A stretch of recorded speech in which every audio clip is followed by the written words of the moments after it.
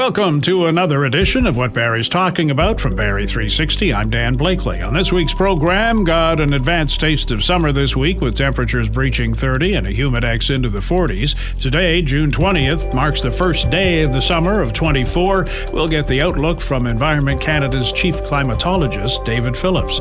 The third annual Davestock is this weekend. What's that all about? We'll find out.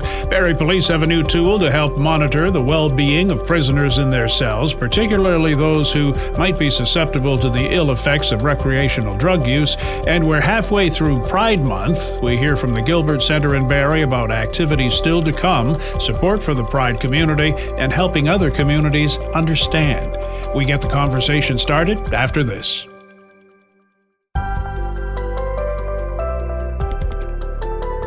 This is What Barrie's Talking About from Barrie 360. I'm Dan Blakely, and we have on the line one of my very favorite people in the world, David Phillips, chief climatologist from Environment Canada. David, you and I talk on a regular basis about the changing of the season. You're usually busier than a one-armed paper hanger leading up to the change of season. You're even busier today because you got this heat dome thing happening. Oh, absolutely, Dan. I mean, it's stretching from Atlanta to Atlantic Canada. I mean, it's over the eastern half of North America, and everybody's wondering, is this doom and gloom? I mean, yeah, you know, we've had heat waves before. Now, this is serious. It's dangerous. It's usually the first one is often the one that creates more health issues because, hey, you know, Canadians, we procrastinate. You don't look at the calendar and decide, okay, we're in the heat season. Let's do this, do that. No, we wait till it assaults us, and then we begin to move on and make sure our air conditioner works. And, gee, where are our linens? And how do you make mint juleps?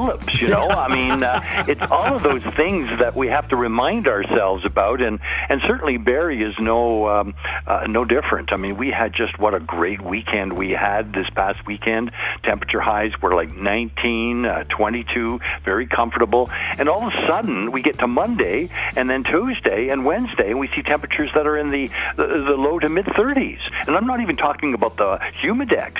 You add to that the humidity. I mean, it's like a jungle out there. And we've had some, you know, I think we've had no days so far about 30. And then when you get the first one, it's not even just like 30.1 with some dry air and cool at night and a little bit of humidity. This one is sort of like the dog days of summer, where temperatures are 8-9 degrees warmer than normal, record highs in some areas, and add to the humidity. And then the nights, we call these tropical nights, temperatures that stay above 20 degrees.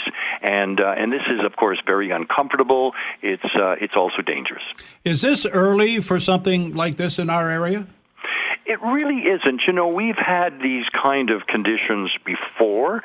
There's no question about it. My gosh, we had a day above 30 in April last year, and we had one in May and a couple in June. So these are not. What's different about it, though, is that clearly these are elevated temperatures into the 30s. They're not just like 29.9 or 30.1, and they're not single daily occurrences. You know, one day even healthy people and people with health bothered by heat, they can stand one day. But when you get 2, 3, 4 days of it, well, then that becomes a real health concern. And you find that hospital admissions are usually higher on the fourth day of a 4-day heat wave than on the first day. And certainly this is, we need to get used to it. And this won't be the last one, Dan. My gosh, it may be the first, but not the last. We see that this is going to be a recurring pattern, I think, this summer. This was leading me to the million-dollar question. Is this a precursor to what we're going to see in the summer? Dan, I think it is. I think that clearly we see the oceans are still very warm. We have a lot of leftover heat from what we've seen. I mean, my gosh, you know, even in the Barrie area, the spring, it didn't maybe seem hot, but it was certainly still, you know, anywhere from 2 to 4 degrees warmer than normal. And June was a little on the cool side because of the beginning, but this heat wave is certainly going to correct that. We're going to see another warm month. But so often when I walked around Barrie on the air show talking to people, and they say, well, where is summer? And then all of a sudden summer's arrived, and by the first day of summer, which is Thursday at 10 to 5 in the evening, people when Barrie will be saying, I've had too much summer. I mean, you can't, it's just that craziness of it, and really, this is really the pattern. I looked at the models, Dan, and it is showing more of the same. By Labor Day, we'll be used to it. Those weather heat wars will be used to them. We'll know how to deal with them and how to find cool spots and where to go to cool off and what have you. So my sense is that this is just the beginning of what promises to be a warmer than normal summer. Not every day. I mean, clearly we see by this weekend temperatures are going to be more seasonable, still a little bit above normal, but this is going to return because often July and August are warmer than June in the Barrie area. Of course, with this kind of weather, we have severe conditions sometimes in terms of storms and possible tornadic activity, and we have wildfires to worry about, too. Well, clearly, not this year, Dan, so much, although, hey, that may be still the story to come. We see last year at this time, we were wheezing and gasping under that foul air from smoke from Quebec and Ontario fires. That has been missing this year, although we're getting the haze. The milky white skies you see is stuff coming out of our tailpipes and smokestacks and from the Ohio Valley and also homegrown ourselves. So that is why we call it the triple H's, the heat, the haze, and the humidity. But you have it right, Dan. So many of your colleagues in the profession forget about the summer severe weather. We get summer severe weather. Heat is one of those severe issues, but we also get storms and tornadic events and hailstorms and flooding rains and that. It is really the part of what summer is like in Canada. We don't have just winter severe weather in Canada. We have it also, and certainly in the Barrie area in the summer and the warm season. So it's a matter of keeping an eye on the sky and not leaving home without getting the forecast. And the good thing about summer severe weather, apart from heat waves, is they generally are short-lived. They last maybe an hour or 2 or 3 hours, not like in the winter, which can go on for a day or so. But so you can enjoy your day and maybe just take a break when something turns ominous and then get back to enjoying it. So generally, as we're heading into the summer months and you're giving us your fearless forecast, you're the hero of the day. Are you feeling a little bit like public enemy number one today? Well, I do. My phone never rings when it's just quiet, kind of the weather that our parents and teachers told us about, what we're used to. But when it gets extreme like this, especially from almost from coast to coast, it becomes more interesting. The next person I'm going to talk to is from out west, and they're going to talk about how miserably cold it is out there with snow in the Alberta mountains, and when is it going to warm up? And my gosh, if we could somehow share the weather from one coast to the other, we'd be really have some of the best weather in the world. But this is what makes our country great and interesting to live in, isn't it? Oh, absolutely. There's nothing boring about living in Canada. And we talk about weather and hockey, and my gosh, hockey's still going on, and my Lord, the weather is just nonstop talking. David, thank you for squeezing us in. We'll look forward to talking to you again soon. Thank you very much, Dan.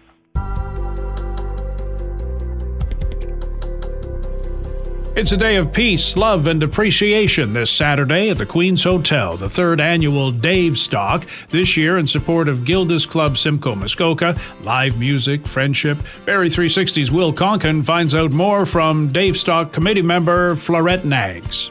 Give us a little story, like the history of what it is. Davestock was born because our buddy Dave, all of a sudden, he passed away on us, and it was really sudden. Like, he went to work and everything was fine, and then he passed out.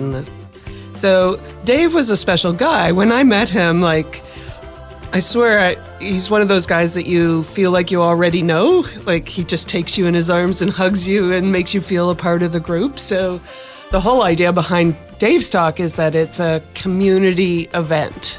So it's a reason for people to get together, to connect over live music.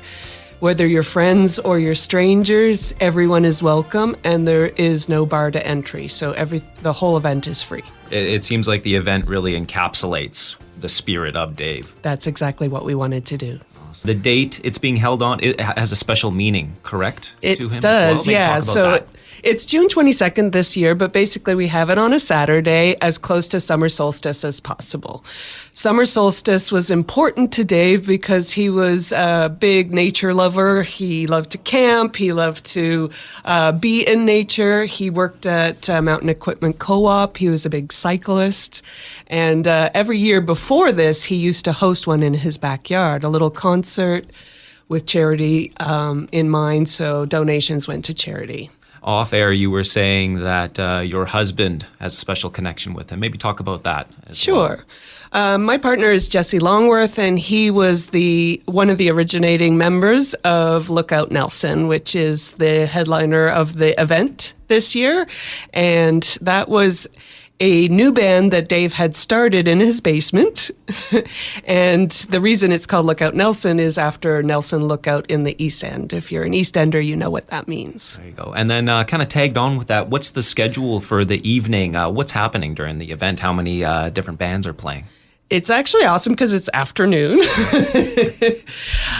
We start at 2 till 8. So opening ceremonies, 2 o'clock, acoustic acts till 4, and then full bands from 4 to 8. Okay. I saw tickets are free that you had mentioned earlier, but folks can donate. Where do those proceeds go to if people do donate? This year, we do change the charity every year, and this is our 3rd annual. This year, it's going to Gilda's Club. And Gilda's, if you don't know, is special to us. It's a support group for cancer, families of people going through cancer and things like that. So Dave's wife suffered from cancer and died early, so that was a personal charity for him that he wanted to do. Past charities were Guitars for Vets and Guitars for Kids. So we like to have a charity in mind and to make sure that we're promoting that charity. Once more for the listeners, when and where is it? We're so lucky to have it at the Queen's Hometown Bar. They're hosting us. They support us every year. And so that's on Dunlop Street. You can come anytime after 2, before 8. Come check it out. Stay the whole day or just come for a drink, whatever you want to do. Where can people find more information about Davestock? We actually have a website this year. So we've gotten some sponsors this year, and Davestock.ca is up and running as of now. So we have an email address there if you want to contact us. If you want to make a donation directly to Davestock or directly to Gilda's, we will accept those on your behalf. Or come and check it out, buy our merch, whatever you want to do. I just want to say that everyone is welcome, that the whole idea of it is that you don't have to know anybody, you don't have to know the bands, you can just come and check it out and hang out, introduce yourself, and we'd love to see you and meet you.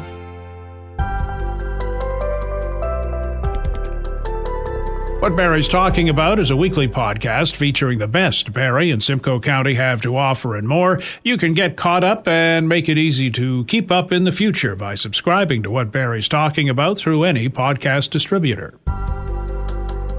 Still to come on What Barrie's Talking About, Barrie Police on the cutting edge of new technology to help monitor the health of prisoners they have in their cells. And with Pride Month winding down, we take a look at the support services offered by the Gilbert Center. Now this. It's cool to care. It's a well-known fact blood transfusion saves lives. It's also a well-known fact that the world relies on voluntary unpaid donations to fill the need for blood. The need for blood never ends. Canadian Blood Services in Barrie is calling on you to help save a life. Please consider donating today. Appointments are mandatory and must be booked in advance. Book today at blood.ca through the Give Blood app or by calling 1-888-2-DONATE. Cool to Care is brought to you by the Peggy Hill team, keeping it real all the way to sold. Reach out now at peggyhill.com. It's cool to care with 107.5 Cool FM. This is What Barrie's Talking About from Barrie 360. I'm Dan Blakely. Barrie Police have new monitoring equipment in 5 of their cells to keep tabs on the well-being of prisoners, those who may require medical attention. Corporate Communications Coordinator Peter Leon explains to our Will Konken what it is, how it works, and why it's important to have. Barrie Police is one of the first services in Ontario and Canada to be utilizing this new equipment. We recently had installed, have tested, and made sure it works accurately, new monitoring equipment. And what it does is it biometrically sensors that are in place. It can determine respiration, heartbeat, and any movement or lack of movement of an individual that may be in one of these cells. How many cells have this equipment? We have 5. And whenever somebody's brought into Barrie Police, or any police service for that matter, they're always provided a verbal caution that explains to them that everything that they do is under video surveillance. We also have an additional sign that if we feel necessary, we can put them into one of these monitored cells. And it's non-intrusive. It's a sensor that's in the ceiling. It's in a sealed unit, and it goes back to a terminal at the booker's desk. And if there's a lack of movement or an increase in or decrease in respiration or any of those important things that keep people alive, it will trigger an alarm, and it will alert the attention of those working the desk to go check out that individual. And if necessary, County of Simcoe paramedics would be contacted to provide emergency first aid. Why did the Barrie Police want to introduce this? Prisoner care is something that a lot of people don't think about. Obviously, it's on the mind of police services. When an individual comes into your custody and into your facility, you're responsible for that person from the time they arrive to the time that they are either taken by way of a court facilities vehicle to court or released on an undertaking of sorts. So it was one of those things that we realized a need that was existed. And, we're seeing a lot of situations where we're bringing people into custody that could be intoxicated. They could be impaired by drug, impaired by alcohol. They could be just released from hospital. This gives us the ability to safely monitor them and put them into one of these cells if we feel the concern is there. And again, it's about obviously their safety first and foremost. Is there any new roles for those monitoring the cells and the equipment in like the booking area that you mentioned? Well, obviously there's a period of training that has to take place.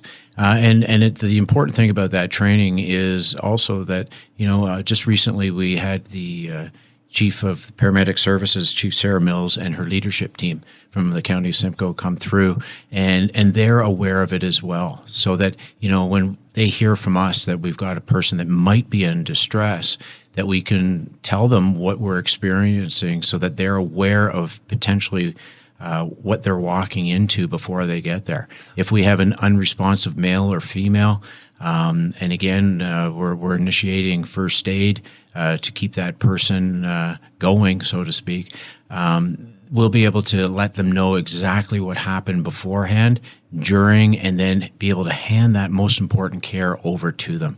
All of our folks are trained in first aid, and they can provide what is necessary until we get help there. Now, we are very fortunate, too, that we do have ambulance service on the other side of the building, and they're really not that far away.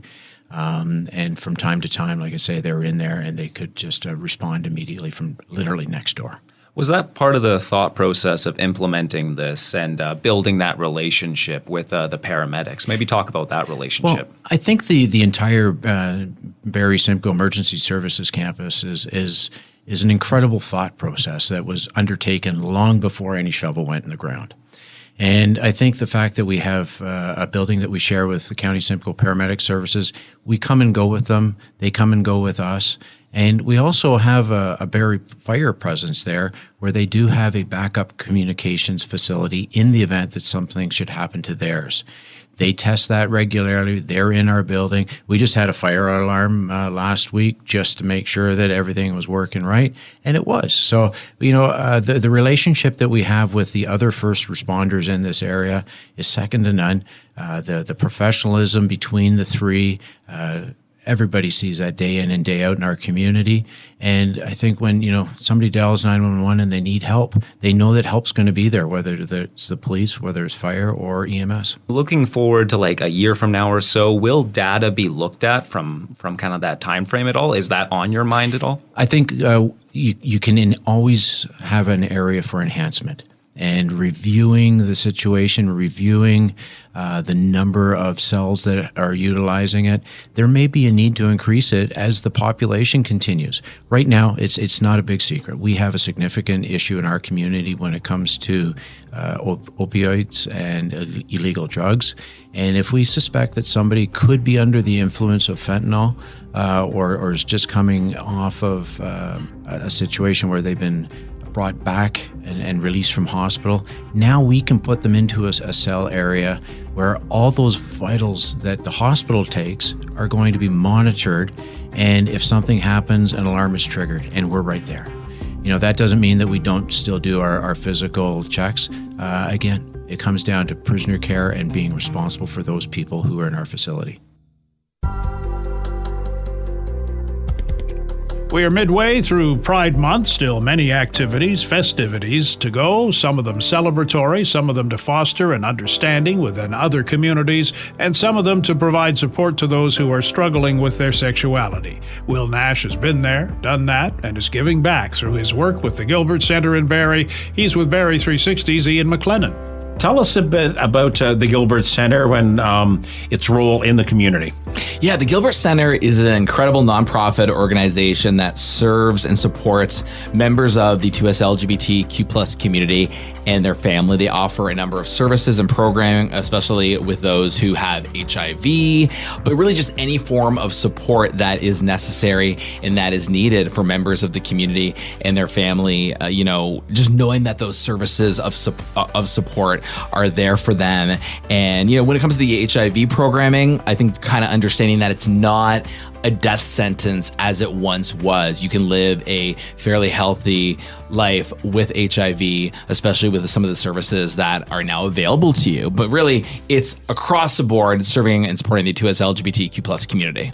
And Gilbert Center will be here and there in different communities in Simcoe County during Pride Month. What will be taking place, the visibility and what you'll be doing? Yeah, so essentially there are a number, still, I know we're working our way towards the end of June, but there are a number of Pride events that are happening in and around our area. So the Gilbert Center will be on location at a number of those events. For example, there's Aurelia Pride, there's Bradford Pride, Muskoka Pride, that's coming up next month in July.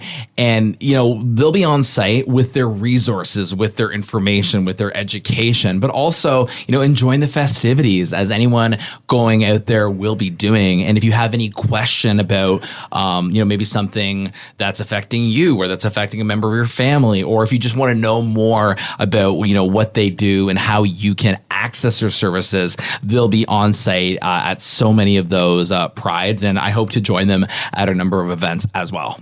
Obviously trying to reach the LGBTQ community. What about reaching other members of the public? How important is that to, get the message across about not just what the Gilbert Center does, but what Pride means and should mean?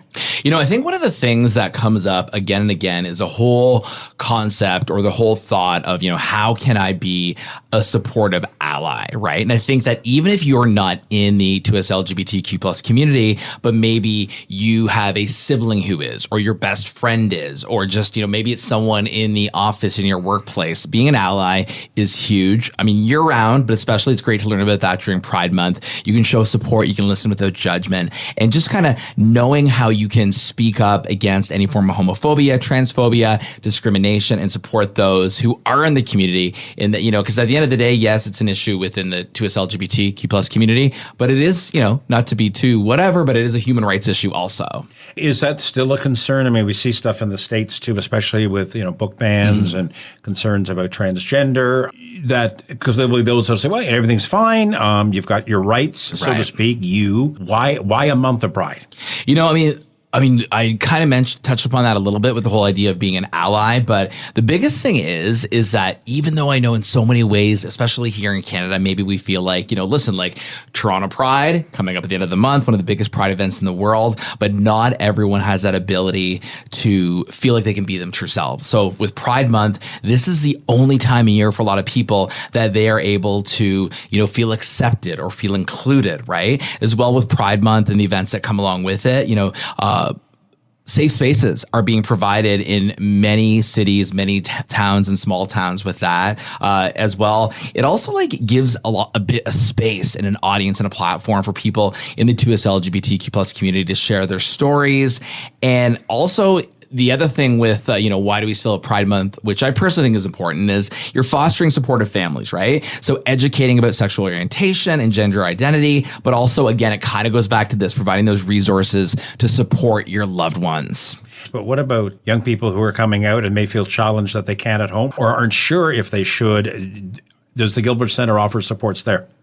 There's always support for that sort of thing, the whole process of coming out or, maybe coming out and then, a couple of years down the line, you went through a journey with that and you realize that, no, maybe I don't identify as this, I identify as that. One of the things I think is so important is just if you are in a position where you want to share that part of yourself, if you feel like you want to, is finding that support. It doesn't have to be somebody within your family. It could be, an organization such as the Gilbert Center, or it could just be somebody that you trust. I mean, I remember for myself, when I was going through my journey of coming out, it was like I, was talking to a couple of people, almost like it felt like I was talking to them in secrecy at first, right? Because it was like you want to build that trust with someone or an organization, if that's the way you decide to go, so that trust is there and that, okay, you know what? You're gonna hold my secret until I'm ready to share it with the world. Right. And again, if you want to be able to do that, and I think that, I always say this too, like my DMs on social media are always open because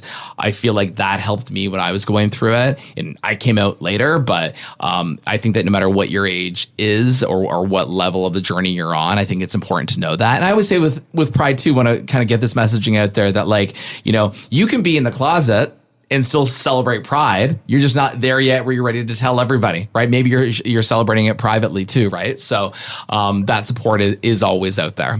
And is there a theme this year, or does Pride have a theme? As a whole, I know Toronto Pride usually has a specific Pride theme going on.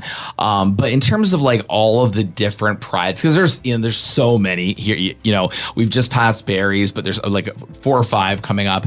And, that even kind of bleed into, July, right? I know there's Collingwood Pride there and Muskoka Pride. No set theme, but I think that the theme that I would think of is just having that place where you can just feel comfortable in your own skin. And there's something to be said about going somewhere and having conversations and connecting with other people who you feel are like you. And I think that's what I always think about Pride. It doesn't even necessarily have to be a party, but it can be, but most importantly, it's a great learning tool and getting that education this month. Again, for more information, the Gilbert Center website is gilbertcenter.ca. And that's our program for this week. Thanks to Ian and Will for their input, to Matt Ladder for his technical touch, and to you for listening. If you like what you've heard, please subscribe to What Barrie's Talking About, rate it, review it. You can also keep up with What Barrie's Talking About on X at Barrie360, on our website, Barrie360.com, and there's our daily Kickstart podcast available from any streaming service and on our website. I'm Dan Blakely. Hope you'll join us again next week.